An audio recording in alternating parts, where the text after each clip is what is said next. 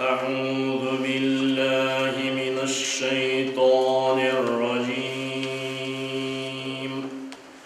بسم الله الرحمن الرحيم. الحمد لله الذي أنزل على عبده الكتاب ولم يجعل له عوجا قيما لينذر بأسا شديدا من لدنه ويبشر المؤمنين الذين يعملون الصالحات أن لهم أجرا حسنا ماكثين فيه أبدا وينذر الذين قالوا اتخذ الله ولدا ما لهم به من علم ولا لآبائهم كبرت كلمة تخرج من أفواههم إن يقولون إلا كذبا فلعلك باخع نفسك على آثارهم إن لم يؤمنوا بهذا الحديث أسفا إنا جعلنا ما على الأرض زينة لها ليبلوكم أيكم أحسن عملا وإنا لجاعلون ما عليها صعيدا جرزا أم حسبت أن أصحاب الكهف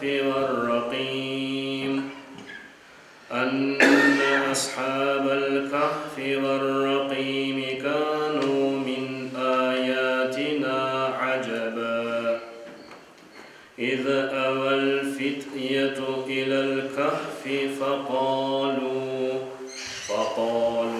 ربنا آتنا من لدنك رحمة وهيئ لنا من أمرنا رشدا صدق الله العظيم. سبحان ربك رب العزة عما يصفون وسلام على المرسلين والحمد لله رب العالمين.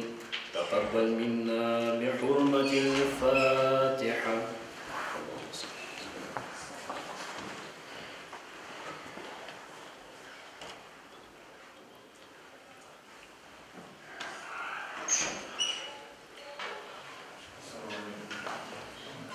بسم الله الرحمن الرحيم. الحمد لله رب العالمين والصلاة والسلام على رسولنا محمد وعلى آله وصحبه أجمعين.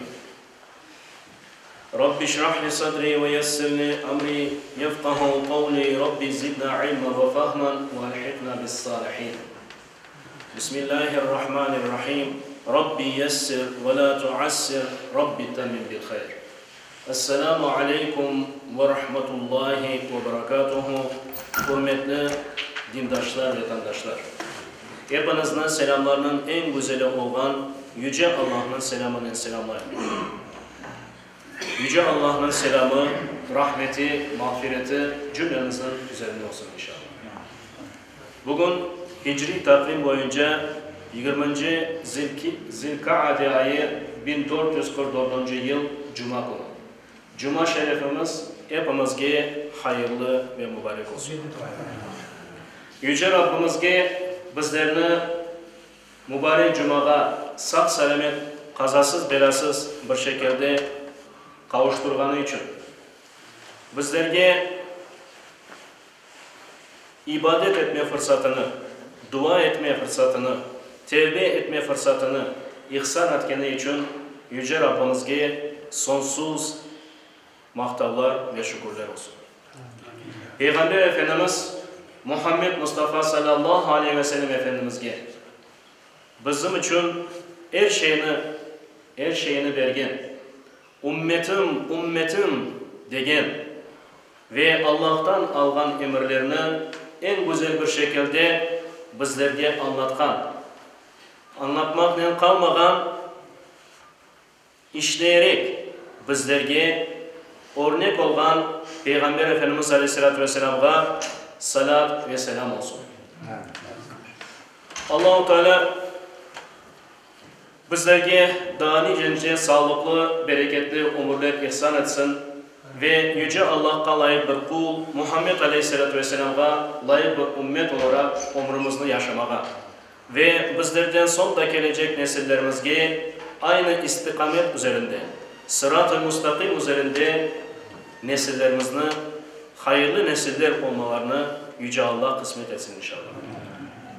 Hürmetli vatandaşlar, dindaşlar, bugünkü Cuma hutbemizin mevzusu kulluknun zirvesi olgan ihsan hakkında söz yükseltmeye çalışacağız. Hepimizin bilgeni gibi bu kainatını, alemlerini, bu kainatta var olan her şeyini, canlılarını, osimliklerini, denizlerini, bütün mahlukatını yoktan var etken Yüce Allah'tır. Yüce Allah bütün bu yaratkan alemni ve bu alemde o var olan her şeyini insanın en şerefli mahluk olan insana, yeryüzünde Allah'ın halifesi olan insana emanet olarak vergendir. Allah-u Teala'ya sonsuz şükürler olsun ki bizler iman ettik ve iman şartlarında olan bu iman şartlarını en güzel bir şekilde anlayıp terin yürekten kabul edip bütün bedenimizle, hücrelerimizle, fikrimizle, yüreğimizle anlayıp kabul edip bu imtihan dünyasında yaşamaya devam ederiz. Hürmetli din kardeşlerim, ihsan kelime olarak bir işini iyi yapmak manasına gelmektedir. Dini istilahta ise ihsan bir şeyini, ibadetini Allah seni korgeni gibi bu şuur aslında yerine getirmek olarak ifade edilir. Sizler düşünüp olasınız mı?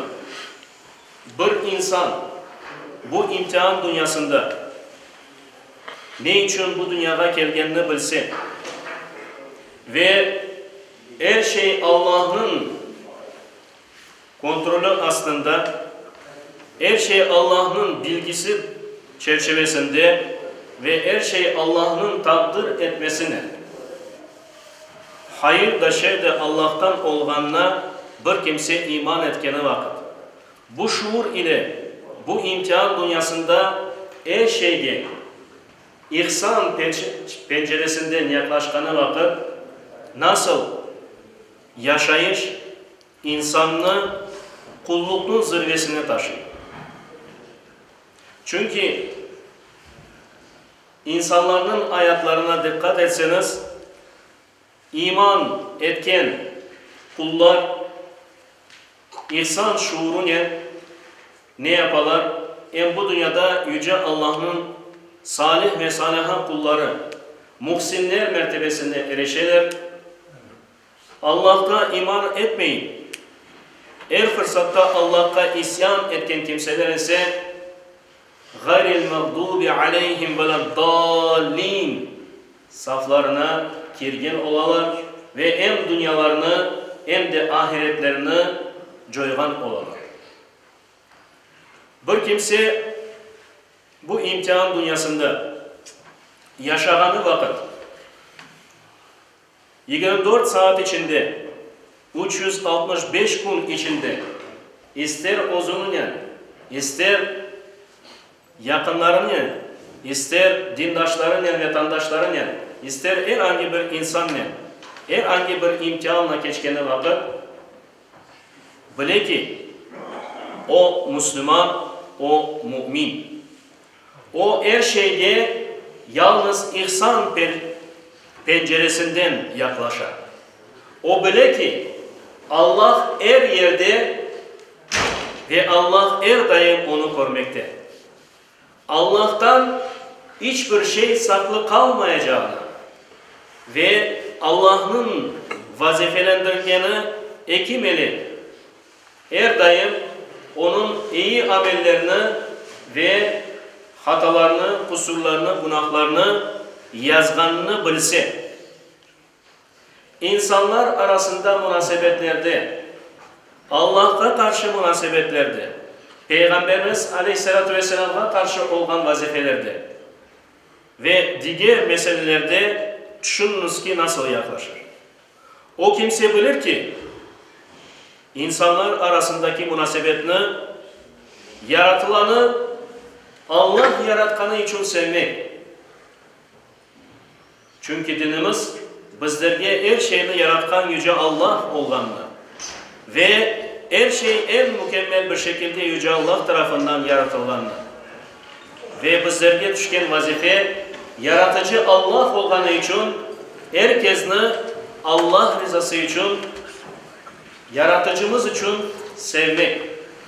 Bir kimse bizge yaxşılık yapkanı vakit onun iki katı olarak yaxşılıktan cevap vermek.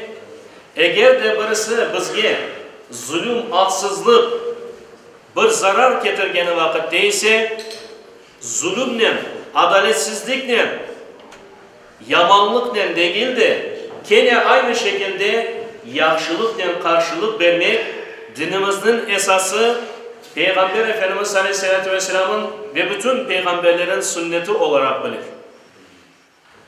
Düşünüp olarsanız mı? Elbette ki bunu aytmak kolay. Ama yerine getirmek o kadar kolay değil. Ama lakin biz Allah her yerde ve Allah'tan hiçbir şey saklı kalmaganını bilsek, bizge kim ne yapsa yapsın, ne aytsa aytsın, bizler yalnız karşılığında yaxşılıkla karşılık vermek sünnet olganını bilsek, elbette ki hem Allah-u Teala'nın emrini hem de Peygamber Efendimiz Aleyhisselatü Vesselam'ın sünnetini, bu sünnetini yerine getirip, Allah'ın emrini yerine getirip, hem bu dünyanı hem de ahiretini kazangan oluruz.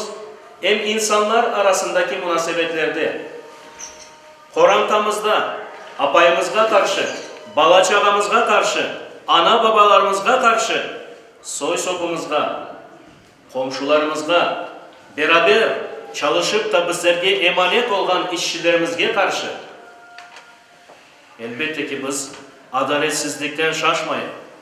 Her daim ihsan şuuruyla yaxşılık yapmaya tırışıp, Allah'ın rızası, Peygamber Efendimiz Aleyhisselatü Vesselam'ın şefaatine bu şekilde erişken oluruz.